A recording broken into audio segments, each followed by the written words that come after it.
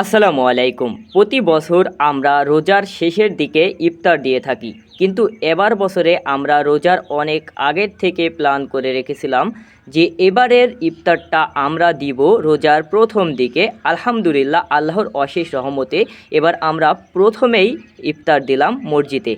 যেহেতু এবারে রোজা হচ্ছে ফাল্গুন মাসে, গরমের পরিমাণ কম, তারপরেও আমরা সাধারণত শরবত তৈরি করছি, কেননা শরবতে আপনার প্রচুর পরিমাণ এনার্জি থাকে। শরবত তৈরির জন্য প্রথমে আমরা টেস্টি স্যালাইন দিয়ে নিয়েছি, তারপরে ট্যাং দিয়েছি, সর্বশেষে আমরা চিনি ব্যবহার করেছি এটা যাতে মিষ্টি হয়। যারা ইফতারের আয়োজন করবেন তাদের উদ্দেশ্যে বলি, আপনারা শরবতের পরিমাণটা বেশি করবেন, কেননা সবাই তৃষ্ণার্ত থাকে এবং শরবতটা খেলে আপনার শরীরে অনেক এনার্জি আসে।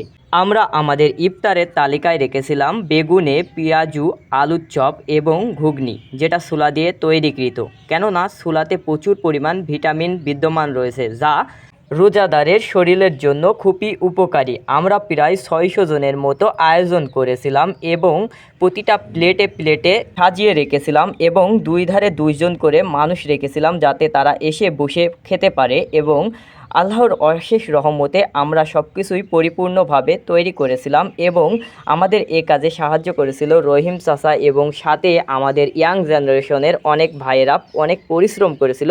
বিশেষ করে এই রোজার মাসে যদি আপনারা পারেন একটা অন্তত খেজুরও একজন রোজাদারকে খাওয়ানোর চেষ্টা করবেন।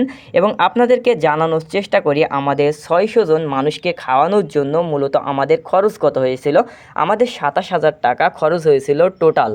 বিশেষ করে যারা রোজাদারদের ইফতার করাবেন তাদের উদ্দেশ্যে বলি যে আপনারা বিশেষ করে মুড়ির পরিমাণটা খুবই কম রাখবেন, ছোলার পরিমাণটা বাড়ানোর চেষ্টা করবেন। কেননা দেখেন, সারাদিন রোজা থাকার পরে কেউই মুড়ি খেতে পছন্দ করে না, আর মুড়ি খেলে আপনার পরবর্তীতে ভাত খাওয়া যায় না।